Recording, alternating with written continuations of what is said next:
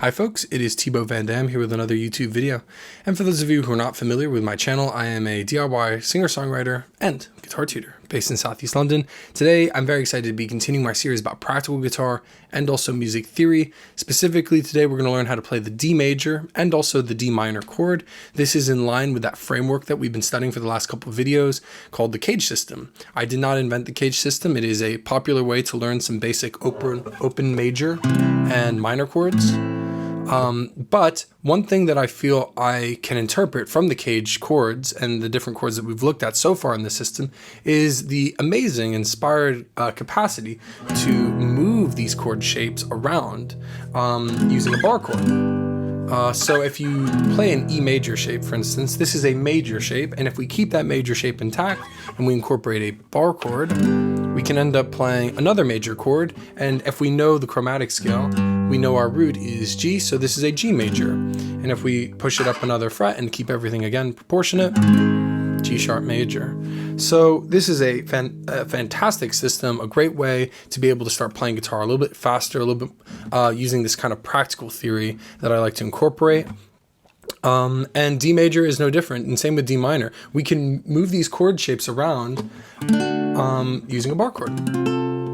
Now, it's a little less common because of some of the spacing and the intervals, but it's still a very versatile chord and very useful for songwriting, learning how to play other people's songs. So if this sounds interesting to you, please consider liking the video. Please consider subscribing to the channel. It's the best way to stay in the loop. And of course, it motivates me to keep making content like this. I saw I have over 200 subscribers, and that really does mean a lot. So thank you to everyone that does subscribe. I've got so much to say, so I just sort of want to get into it. I'm going to start with an overview. These are all the topics I'll be discussing in the video, and then hopefully you'll see that there are subsequent chapters so you can skip around to that area that you feel you get the most use out of. First, I want to talk about finger placement, or how to fret the chord. Firstly, in the first variation is our primary variation, and then I want to talk about how to fret it in the secondary variation. And we always have two different ways of fretting any of these chords, because usually we need to make use of our index finger to fret it in a basic way. But then if we actually want to do that thing I just showed you with the bar chords, we need to free that same finger up so that the index finger, finger 1, can now make a bar. Just like that. So making use of the index finger means that we have at least 2 fretting variations, and this will all be related to the major version of this chord. Then I want to talk about the relative intervals of this chord shape. So when we have each of these notes fretted, how do each of those notes relate back to our root? Then I want to talk about using in all the information that we've gathered so far, how to basically play the minor chord. And this is going to be possible basically because if you saw my video about triads, then you should know that there's a formula to playing a minor chord. And once we work out what the formula for the major chord is, we're not too far away from the minor chord. So then I'll talk about how to fret the minor chord using different variations as well. There will be 2 variations as with the major chord. Finally, I'll talk about advantages to this shape and troubleshooting steps, things you can go through if you're having a difficult time actually playing the chord. I have to say D major is a tricky one. It's probably the trickiest of all the chords because of, well, for reasons I'll explain later. But anyway, without further ado, let's go ahead and get into it. Let's talk about our fretting variation 1 for D major.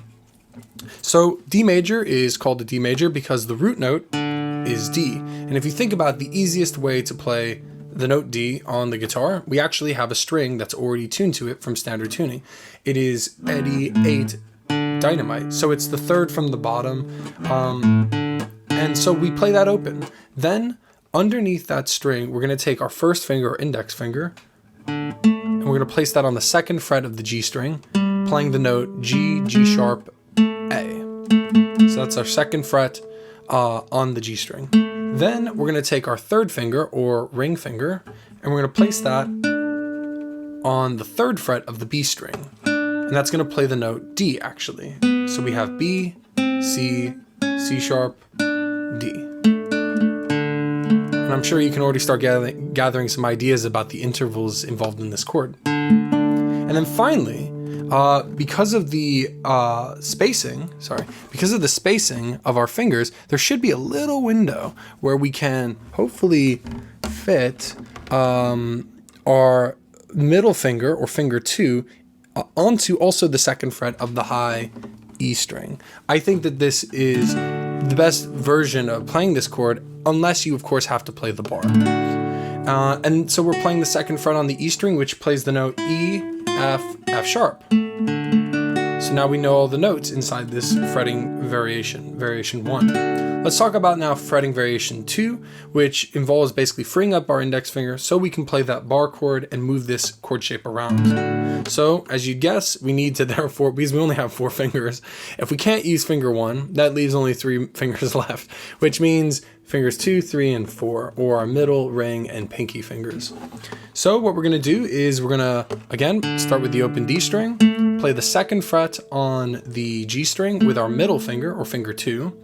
Then we're going to take our pinky and we're going to hold down the 3rd fret of the B string, again playing the note D. And then finally we're going to take our ring finger and we're going to place that on the 2nd fret of the E string, playing the note F sharp. And you can see now my index finger is free to move around, so if I wanted to play a bar chord, I can. And then that is the advantage of the cage system at work. So we now know how to play one chord, D, but we also know how to play this chord, D sharp, or E, another version of E. How cool. So now that we've worked out all of the 2 fretting variations and I've spelled out some of the notes that we're playing, let's try to work out actually the intervals and the relationship of the intervals as they relate back to that root. So we have the note D, and that first note that we were playing, what was that? Well, we had D, so this was the note G, G sharp, A. So we need to try to work out the amount of space between the note D and the note A. And it's quite a distance, but as you know, we have a longhand way of doing this and we do have a shorthand way of doing this, and I will show you the shorthand way after I do the longhand way, because if you ever come across a chord you need to work this out, this is how you would have to do it if you couldn't figure it out intuitively, using some of the practical string rules I teach in my lessons. So okay, so we have D, we have D sharp, we're just going to count up by the way, so we're going D, D sharp, E, F, F sharp, G, G sharp, A. And again, if you have markers on the neck of your guitar, you'll see that your fingers should be aligned with that that's the dot that indicates the 7th fret. And because we started fretting from the open string, we count those frets. So we have a space of 7 frets. And if you refer back to that chart all about intervals and, you know, the series of intervals, a space of 7 frets means our perfect 5th. And we do actually have a practical string rule that we can use to identify our perfect 5th a little bit easier, so that way we don't have to do all that counting. So the practical string rule I'm referring to is called the 0-2 rule. The 0-2 rule basically states in a simple sense that when you play an open string and then you play the 2nd fret on the string directly beneath it, that you are already playing a perfect 5th. And you don't really need to count at all. This is going to be a perfect 5th. F, you are playing on the following strings, E, A, D, and that's it. If you're playing that 0-2 from E, A, or D, you end up playing that perfect 5th. Something happens though when you start playing the 0-2 from the string just below that. So if you start it from G and go to the B, you run into some crunch. And the reason being that actually B is a little bit shorter than, well, it's more shortly spaced away from the previous strings. All the strings are spaced away equally until we get to B, which is only actually 4 frets away. And I have talked about that before in my video about good standard tuning. So if you want me to explain that a little bit more, I have a video about that too. But anyway, so this rule is super handy. We could just use that 0-2 rule to know that that was the perfect 5th. It's also worth pointing out that the 0-2 rule is a proportionate concept. So if you were to play the 1st fret and the 3rd, that's also a perfect 5th, because 3 minus 1 is 2, or 2 and 4. 4 minus 2 is 2, right? Perfect 5th. 3 and 5, and I think you get the idea, hopefully. Okay, great. So now we've worked out that perfect 5th interval. Let's go ahead, keep moving forward. Let's talk about what note that is. So we're playing that D again, right? So we have B, C, C sharp, D. But remember, our root is actually the D string, right? So we're playing D twice now. So actually, if you, again, refer to the intervallic chart, that is just an octave. How cool. So it has a neutral impact. It's not going to make a difference to the outcome of the chord. It's not going to sound more major or more minor or anything like that. And then finally we have that second fret on the high E string, which is the note F sharp. E, F, F sharp. So what we want to work out now is the amount of space between the note D and the note F sharp. And again, we have the longhand way of doing this. So we're going to go ahead and do that. We have D, we have D sharp, E, F, F sharp. There it is. And if you count the amount of spaces we just sort of traversed, it is a matter of 4 frets or 4 semitones. So if you again refer to that chart, the intervallic series chart, you'll see that a space of 4 frets is a major third interval. So that is our major third. This relationship, the relationship between the open D and the F sharp on top, that is what makes this chord sound major. Okay, cool. So now that we've talked about that, now we should have enough information to easily translate this chord into a minor chord, the D minor chord. Because after all, if you saw that video about triads and you know the formula for the minor chord, it's a root, a perfect fifth, and a minor third instead of a major third. Okay, cool. So then we know that this note playing the F sharp has to be flattened into an F. The problem is, given the first fretting variation we ran into, it's very difficult to take our middle finger and move it back. So we actually have to swap some fingers. And all we're gonna do is gonna take our index finger, right? Our first finger, which is right now holding down the 2nd fret of the G string. And we're gonna lift it up.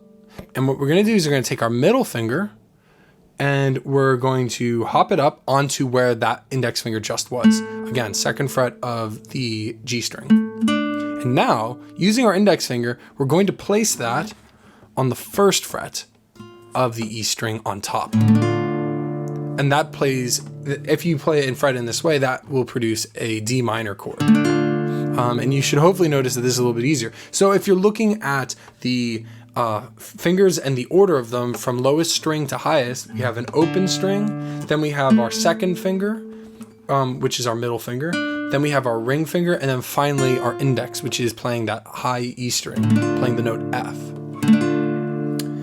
So that's how we play the minor chord. That's our first fretting variation of the D minor chord. But the problem is we need to free up our index finger, right? Because how do we play a bar like this?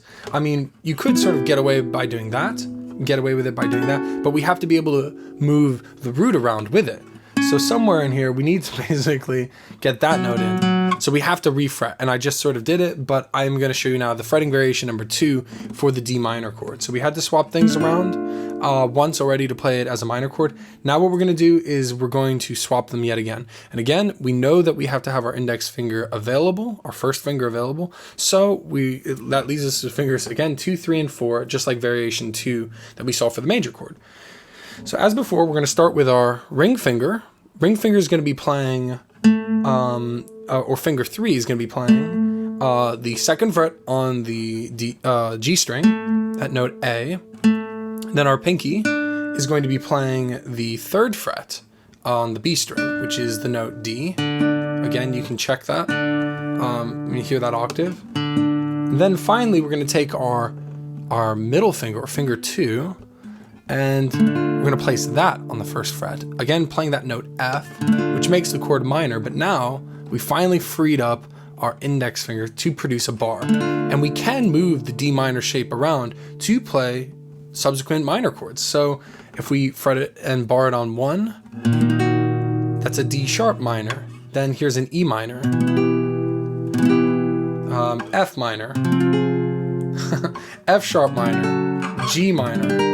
Again, you might notice I'm following the chromatic scale. That's how these bar chords and this kind of cage system will work. Now you can see that this looks a little uncomfortable. It's not super uncomfortable, but it is, I think, a more advanced chord shape to be moving around as a bar.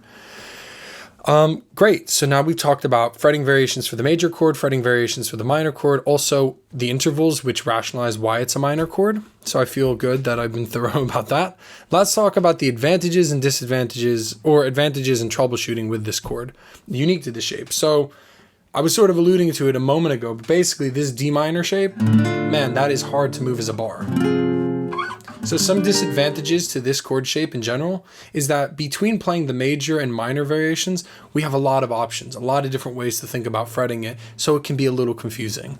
I think that the variations I showed today are probably the easiest to start off with. Fretting variation 1 is certainly going to be the easiest if you just need to play D minor. Or also with D major. Making use of our index finger is always easier because our index finger has great dexterity, whereas our pinky is kind of, we stick it out when we hold a cup of coffee. So, I mean, we really don't make it do a whole lot. So it's not a surprise that it doesn't have a little bit more mobility in it, basically. But I will try to explain some advantages to this shape to start. So, I mean, that is kind of the disadvantage, but advantages. This chord shape is really wonderful and oh wait, I'm just gonna get my exposure up. Great. Okay, this chord shape is really wonderfully versatile because it lends itself to lots of variations. So just like when we were looking at E major, we can move things around actually to play not only the major and minor chords, but also the major 7th chord. So for instance, if we flatten the octave, and I will do a separate video all about these like extensions and variations of chords, but if we flatten the octave by a semitone, which means to lower it by a half step or lower it by a fret, that's our major 7th. And we can actually just play it very easily by playing a partial bar, which I talked about in the video about A major, in fact.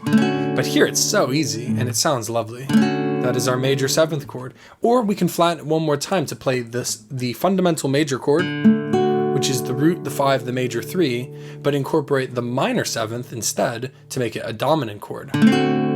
How cool is that? And this is probably the most popular dominant chord I've run into. I find a lot of people really like it because of the way it's voiced.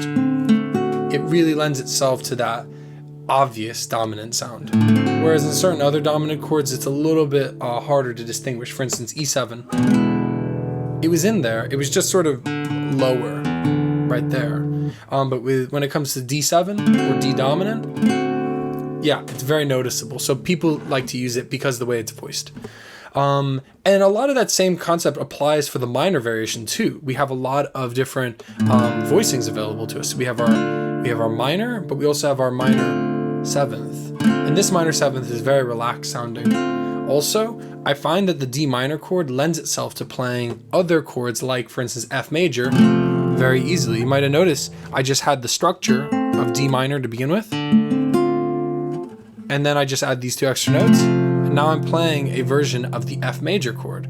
And actually, I will foreshadow, I will allude to another video I've yet to make, which explores the relationship between these 2 chords, because there's actually something really special between the notes, or between the chords of F major and D minor. And we will talk about that later. So there's lots of reasons why you would want to play the D major shape. You can also move it as a bar chord, but it can be a little tricky. So because of that, I want to talk about troubleshooting. Even in its first open position, just like that, D major, D minor, troubleshooting, your fingers are really close together. Also, they're not very close to where you're looking, right? Think about it. From my eyes, the lowest E string is closer to me. As I continue to look down, I start to see that the top strings, the ones that are absolutely furthest from me, these are the ones that I'm trying to fret. So that can be tricky. So in this case, something you might want to do, which is not something I recommend always, but is to tilt the instrument just ever so slightly so you can actually see what it is you're doing. If you can see the strings and sort of distinguish them, then you can get past the first 3 bottom strings, which are low, and you can't really see, or rather that they obscure your vision of the top 3 strings if they get closer together. It's almost like an optical illusion. So just keep an eye out for that. Make sure that you're actually looking at what you're doing. And then because we're fretting strings that are quite close together, actually, you want to make sure that you're giving yourself enough space to play those notes. So this is sort of following the guidelines I've written about how to correctly fret. But in this case, we need to take advantage of which fingers have more dexterity and which ones have less. So for example, I've just happened to notice time and time again that my poor ring finger just doesn't really like moving around a whole lot. And so because of that, I found that actually it's important to set up fingers that have less dexterity and prioritize them. Take extra care to make sure that the index, the ring finger, for instance, or any finger you feel you have less dexterity on. For instance, with me, it's my ring finger, but for you, it might be your pinky or it might be your index finger. To take just extra time to make sure that it's in a position that produces a nice sound. And this is actually a great step in just making sure you get a good sound out of one note at a time. If you get a good note out of this D string, right, or rather the B string playing the note D, if you can strum through and get a sound out of the high E string, you know that you're not leaning too much, which is another problem you might run into. And if you're not getting buzzes, anything like that, or mutes, if you're not getting those kind of sounds, then you're getting a nice clear sound out, then you can start adding in the extra notes. So for instance, adding in your index finger. Another way to also think about fretting this, and the method of fretting, is actually to go sequentially from the lower string and up. And I think that one thing that can help, and I'll try to show you, but you may not be able to see because my camera is sort of having a fit today. But basically, you see how my index finger has just a little bit of give? Basically, if my index finger, so correct fretting would suggest that we are trying to get as close to this metal bar as possible. But the thing is, if my index finger, or finger 1, is super close to that bar, I make it hard to squeeze that middle finger in to do the D major. So if just by moving it back towards this metal bar, my index finger has great strength, great dexterity. It should be able really to give some space so that my middle finger can kind of drop in. And then also, I'll just point out the important role that your thumb is going to place, or play rather. Your thumb is going to play a really important role in making sure you have enough reach, right? Because actually what we're trying to do is keep our fingers perpendicular to that fretboard. If the fretboard was a plane like this, a flat piece of paper almost, you can almost imagine it like this. We are trying to fret in a way that is creating a perpendicular 90-degree angle with the instrument, like this, right? 90 degrees like that. We're trying to produce that angle so that way we don't get in the way of any of the subsequent lower strings, like this almost. Like if I was being super classical about it, I'd do this. Part of what facilitates that is allowing my thumb to move ever so slightly closer down to the bottom of the neck from the middle. So middle, closer down to the bottom. And you'll find if you just practice and go through this rotating motion, if your thumb is really high, you'll notice that your fingers naturally just pull back. You recede a little bit, you get less reach when you let your thumb go back down towards the bottom of the neck. Look at how much more reach I have. My thumb is touching the back of the neck right there. But look at how far I could reach. I mean, with my thumb here, I could really do kind of anything I feel like. But then I have larger hands. So it's all the more important if you have smaller hands that you make this a consideration of yours. So I think that I've gone through a lot of the key troubleshooting steps you want to watch out for. Definitely this reaching over of the strings is one that I've seen some of my students do, and also just not giving enough space so that your fingers have a little breathing room. I find that the variation I explained today, where we go index, then ring, then middle, means that it's a little bit easier to stretch our fingers out and make space for our fingers, but you might find another variation works better for you. If you do, write something in the comments below. If you feel like I overlooked something about the D major or D minor chords, again, I'm always looking to improve. So yeah, again, comments below. And if you are feeling stumped, please feel free to reach out for lessons. I do online lessons, and I offer a free first lesson so we can get to know each other. And I'll put a link in the description for that too. Thank you so much for watching. It really does mean a lot. I hope you found it informative and helpful. And if you did, please consider liking the video. Please consider subscribing. It's the best way to stay in the loop. And it motivates me to keep making these videos, keep making content, trying to share what I know about playing. Thanks again for watching, and I'll see you at the next one. Ciao for now.